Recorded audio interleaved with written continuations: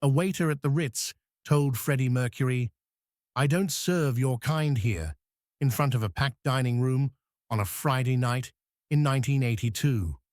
What Freddie did next, without raising his voice, without causing a scene, without leaving, destroyed the man's career in less than 48 hours and changed the Ritz's policies forever. It was May 14th, 1982, 8:30 p.m. The Ritz Hotel in London, one of the most exclusive dining establishments in the world. Crystal chandeliers cast warm light across white tablecloths. Classical music played softly. The dining room was full. Wealthy families, business executives, foreign dignitaries, all dressed in their finest, all expecting the impeccable service the Ritz was famous for. Freddie Mercury had just finished 3 exhausting days of recording sessions for Queen's upcoming album Hot Space at Mountain Studios in Switzerland. He'd flown back to London that afternoon, tired but satisfied with the work. He wanted a quiet dinner, something elegant, something peaceful, somewhere he could relax with Jim Hutton and 2 close friends without being mobbed by fans or harassed by photographers. He'd called ahead for a reservation under his legal name, Farrokh Bulsara, specifically to avoid attention. The reservation clerk had been professional. 8:30 p.m., table for 4, Mr. Bulsara. We look forward to seeing you. But when Freddie walked through those ornate doors in his signature style, black silk shirt unbuttoned at the collar, silver jewelry catching the chandelier light, leather jacket over one shoulder, moving with the confidence of someone who'd performed for 100,000 people and knew exactly who he was, the head waiter took one look at him and made a decision that would haunt him for the rest of his life. The head waiter's name was Richard Pemberton. He'd worked at the Ritz for 12 years, rising through the ranks, from busboy to his current position. He was 38 years old, married, father of 2, respected by management for his efficiency and his ability to maintain the restaurant's traditional standards. He was also deeply, viciously homophobic. And he took one look at Freddie Mercury, the jewelry, the clothes, the way he moved, the 3 men with him, and decided this was not the kind of clientele the Ritz should serve. Pemberton walked toward Freddie's group before they could reach the maitre d' stand. His face was a practiced mask of professional courtesy, but his eyes were cold. "Good evening," Pemberton said, positioning himself directly in Freddie's path. "May I help you?" "Yes, darling," Freddie said, with his characteristic warmth. "Reservation for 4, under Bulsara, 8:30. Pemberton pretended to check the reservation book, though he could see the name clearly written there. He took his time, letting the silence stretch. Other diners were beginning to notice the group standing at the entrance. Freddie Mercury was, after all, instantly recognizable to anyone who'd turned on a radio in the past decade. "I'm sorry," Pemberton said finally, not sounding sorry at all, "but I'm afraid we don't have that reservation." Jim Hutton, standing beside Freddie, frowned. "We called this afternoon. They confirmed it." "I'm afraid there must have been some confusion," Pemberton said, his tone suggesting the confusion was their fault. Freddie pulled a small slip of paper from his jacket pocket. "I wrote down the confirmation number. Would you like to see it?" Pemberton didn't look at the paper. Instead, he lowered his voice just slightly, speaking in a tone meant only for their group, but loud enough that nearby tables could hear if they were listening carefully. "Sir, the Ritz maintains certain standards. We cater to a particular clientele. I'm sure you understand that this establishment may not be appropriate for your party."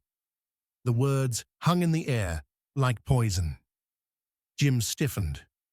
Freddie's 2 friends exchanged shocked glances. Several nearby diners had stopped their conversations and were watching now. Freddie didn't react. Not immediately, He just looked at Pemberton for a long moment with those dark, intelligent eyes that had stared down stadium crowds and music executives and every obstacle that had ever tried to stop him. "I'm sorry," Freddie said quietly. "I'm not sure I understand. What exactly do you mean by appropriate?" Pemberton's mask cracked just slightly. A hint of a sneer crossed his face. "I think you understand perfectly well, Mr. Mercury. The Ritz is a family establishment. We serve a certain type of guest, and frankly, we don't serve your kind here." The words carried across the dining room now. Several tables had gone completely silent. A woman gasped quietly. A businessman stopped mid-bite, fork frozen halfway to his mouth. Jim Hutton took a step forward, anger flashing across his face. "How dare you?" Freddie put one hand gently on Jim's arm. "It's all right, darling." His voice was calm, almost gentle, but there was something underneath it, something that people who knew Freddie well would have recognized immediately. It was the same quiet tone he used before making a decision that would change everything. "So, let me be clear," Freddie said to Pemberton, his voice still soft but now carrying clearly through the silent dining room. "You're refusing to serve us because of what exactly? My appearance? My friends? Or perhaps because you've made certain assumptions about who I am and who I love?" Pemberton's face flushed. He hadn't expected Freddie to state it so directly, so calmly, so publicly. "The Ritz has the right to refuse service to anyone." "Indeed it does," Freddie agreed. "And I have the right to know why I'm being refused. So I'll ask again, clearly, so everyone can hear. Are you refusing to serve me because you believe I'm gay?" The dining room was utterly silent now. Every conversation had stopped. Every eye was on the confrontation unfolding at the entrance. Pemberton realized he'd made a mistake. This should have been handled quietly, discreetly, the way such things were usually handled in 1982. But Freddie had turned it into a public moment. Pemberton couldn't back down now without looking weak, but he couldn't confirm his prejudice without looking monstrous. "I'm simply maintaining the standards of this establishment," Pemberton said stiffly. "By refusing service based on who someone loves," Freddie said. "Not a question. A statement of fact." "I'm going to have to ask you to leave," Pemberton said, his voice harder now, trying to reassert authority. Freddie smiled. It wasn't a friendly smile. It was the slight smile of someone who'd just seen all the pieces fall into place on a chessboard. "No," Freddie said simply. Pemberton blinked. "Excuse me?" "No, I'm not leaving. I have a confirmed reservation. I called ahead.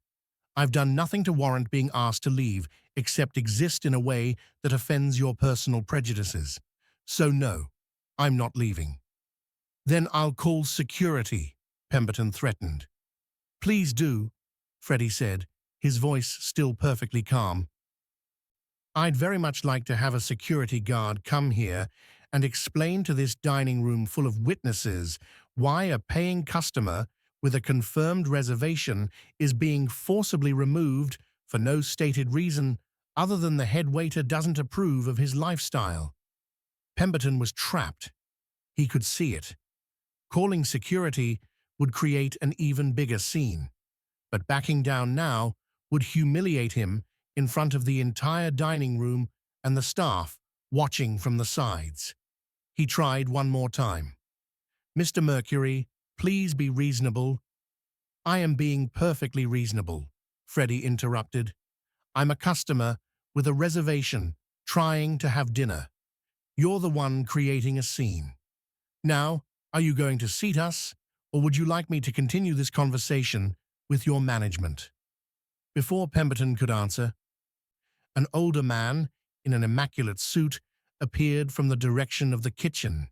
The restaurant manager, Charles Whitmore, who'd been alerted by nervous staff members that something was happening at the front of the house.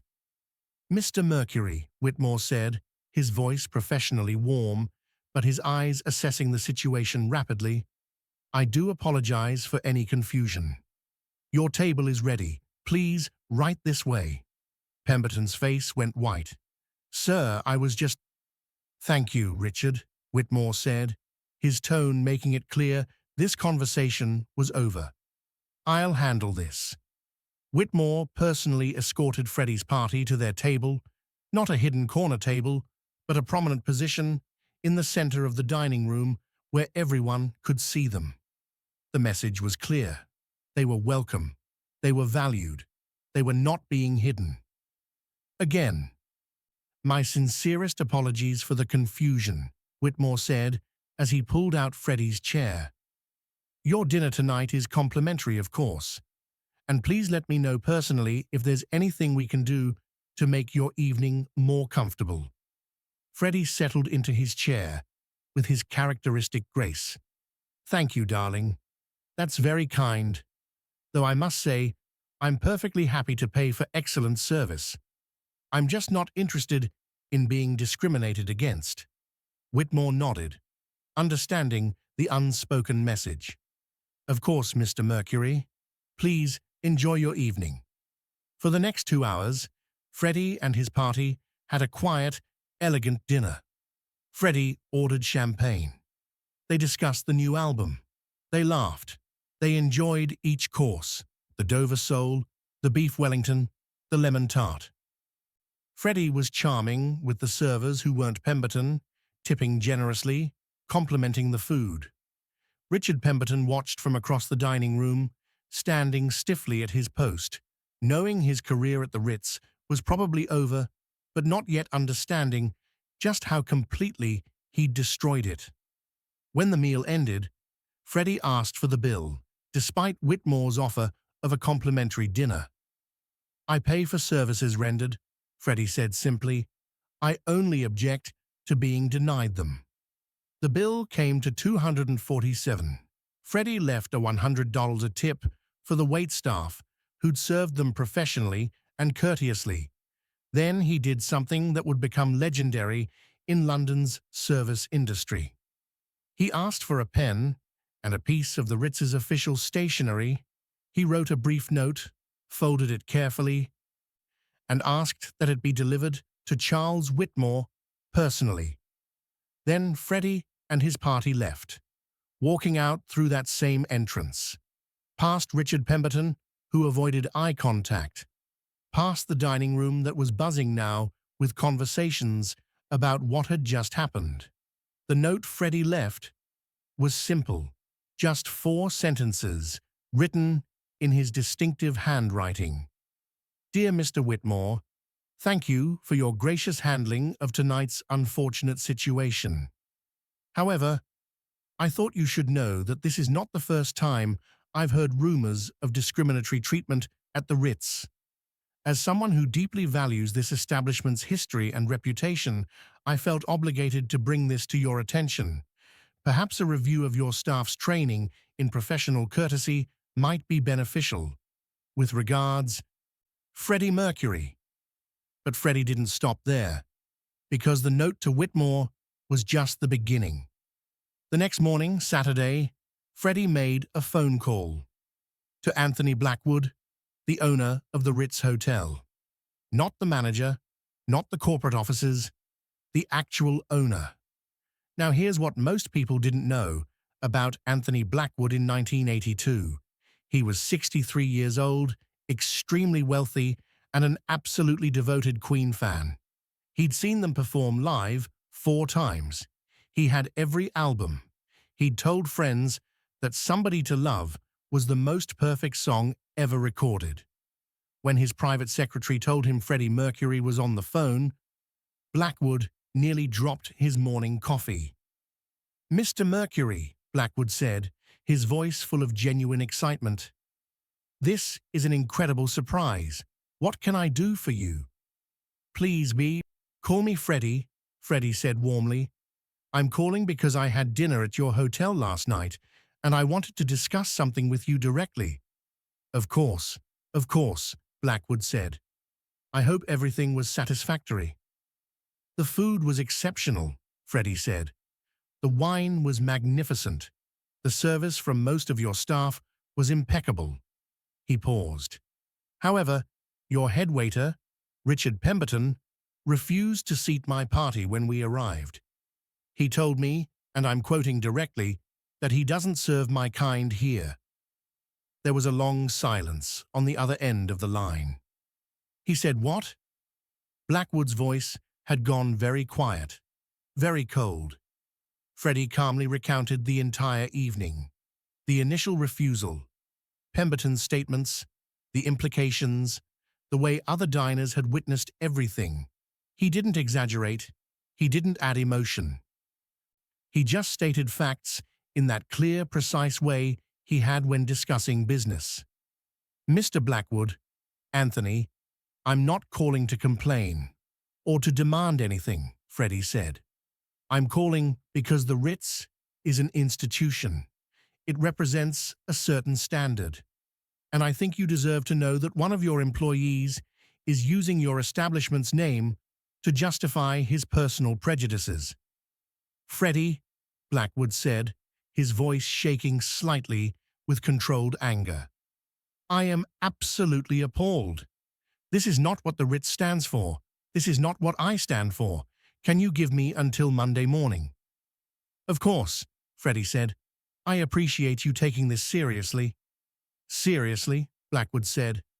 Freddie, you're being remarkably gracious about this. If what you're describing is accurate, and I have no reason to doubt you, then this is a firing offense. Multiple firing offenses. Discrimination. Public humiliation of a guest. Damage to our reputation. I'm not interested in ruining anyone's life, Freddie said carefully. I just think people should be judged on their professionalism, not their prejudices. I couldn't agree more, Blackwood said. Thank you for bringing this to my attention. And Freddie, I hope this doesn't discourage you from returning to the Ritz. You will always be welcome here. Monday morning, Richard Pemberton was called into Charles Whitmore's office. Anthony Blackwood was there. So was the Ritz's chief of operations and head of human resources. The meeting lasted 8 minutes. Pemberton tried to defend himself. He said he was maintaining standards. He said Freddie and his friends looked inappropriate. He said their presence might have made other diners uncomfortable. Stop, Blackwood said, cutting him off. I've spoken directly with Mr. Mercury. I've read the statement from the restaurant manager. I've interviewed 3 separate dining parties who witnessed the incident. You refused service to a confirmed reservation based on your personal prejudice against homosexuality. Is that correct? Pemberton realized lying would accomplish nothing. The Ritz has a certain image. The image of the Ritz, Blackwood interrupted, is excellence, hospitality, and treating every guest with respect, regardless of who they are or who they love. You've violated all 3 principles. You're fired. Effective immediately. Security will escort you to collect your belongings. You have 10 minutes. Pemberton's face went white. You're firing me over one complaint from a... Choose your next words very carefully, Blackwood said, his voice like ice. You're being fired for discrimination, for violating company policy, for damaging the Ritz's reputation, and for confirming, just now, with what you were about to say, that you haven't learned anything from this experience. Pemberton was escorted out by security. 12 years of employment ended in 10 minutes. But Blackwood didn't stop there. By Tuesday afternoon, every employee at the Ritz, from management to kitchen staff to housekeeping, received a new policy memo. It was simple, direct, and permanently changed how the Ritz operated. Effective immediately, the Ritz Hotel prohibits discrimination based on sexual orientation, gender identity, race, religion, or any other personal characteristic not directly related to a guest's behavior. All guests with confirmed reservations will be treated with equal courtesy and respect. Any employee found violating this policy will be terminated immediately. This is not negotiable. The memo was the first of its kind from a major London hotel in 1982. Other establishments were still operating under unspoken policies of exclusion. The Ritz put it in writing. The story spread through London's service industry within days.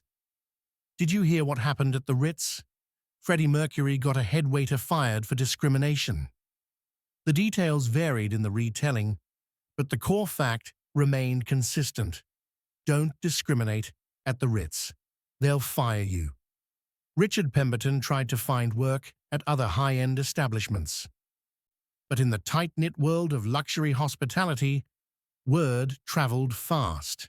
That's the guy who was fired from the Ritz for discriminating against Freddie Mercury.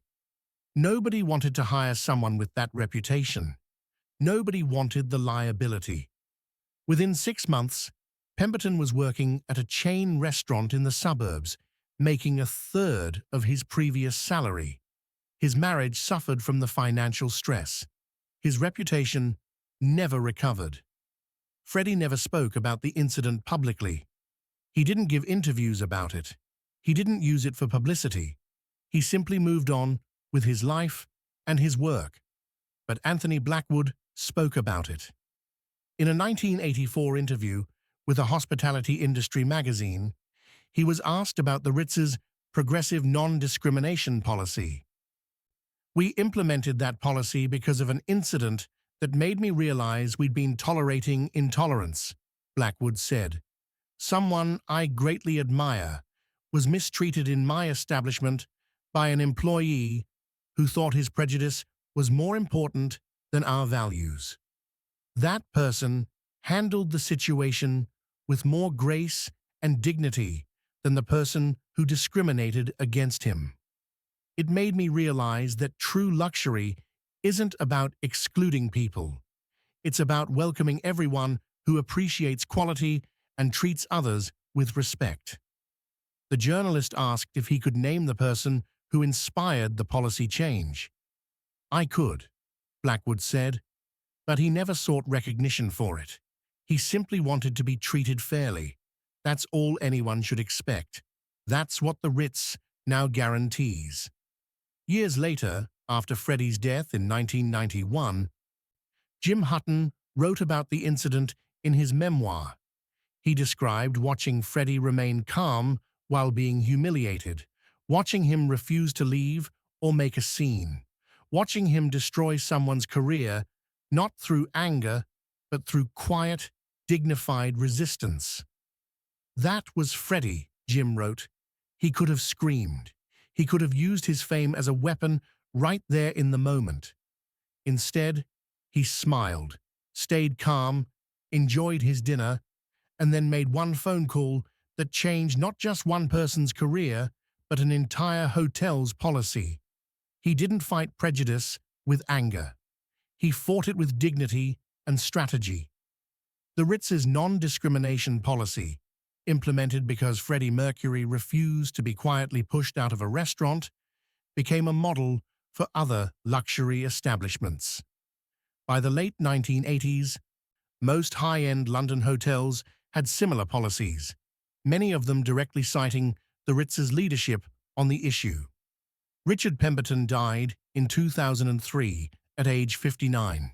His obituary didn't mention the Ritz or the incident, but people in the hospitality industry who knew him remembered. He was the guy who got fired for discriminating against Freddie Mercury. That became his legacy. Anthony Blackwood died in 2010 at age 91. His obituary mentioned many accomplishments: his stewardship of the Ritz, his philanthropy, his business acumen.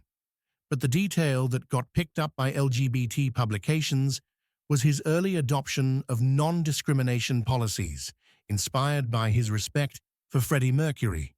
Here's what makes this story so powerful. Freddie Mercury didn't have to stay. When Richard Pemberton told him, "We don't serve your kind here," Freddie could have left. He could have gone to any of dozens of restaurants that would have been thrilled to serve him.